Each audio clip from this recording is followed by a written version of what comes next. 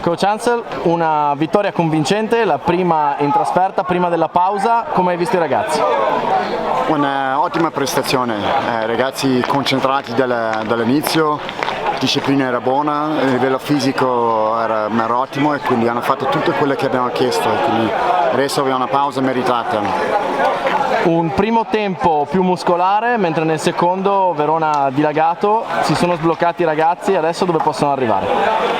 Diciamo che sì, il primo tempo abbiamo fatto tutto il gioco noi, Badia ovviamente Ostica in casa hanno difeso bene, però abbiamo visto alla fine del primo tempo che non avevano più gambe perché è impossibile difendere per 80 minuti, quindi noi abbiamo mantenuto il ritmo, mantenuto il gioco e probabilmente i buchi con le gambe stanche cominciano a aprire.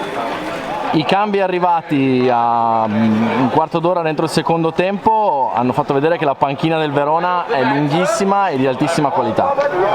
Giusto, ma noi abbiamo sempre detto che abbiamo una rosa, non siamo i 15, abbiamo tutti quelli che sono rimasti in piedi, che fanno parte delle rose, quindi ognuno ha il suo ruolo e hanno fatto un bel lavoro quando sono entrati oggi. Sicuramente servivano anche con il caldo che c'era in campo. La prossima, dopo la pausa, Valsugana, parti alte della classifica, può servire a dare uno scossone al nostro campionato, la svolta?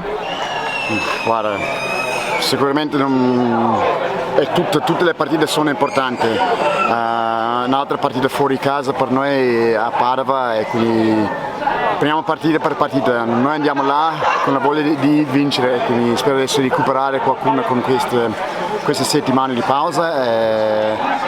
Sì, ci aspetta una partita tosta.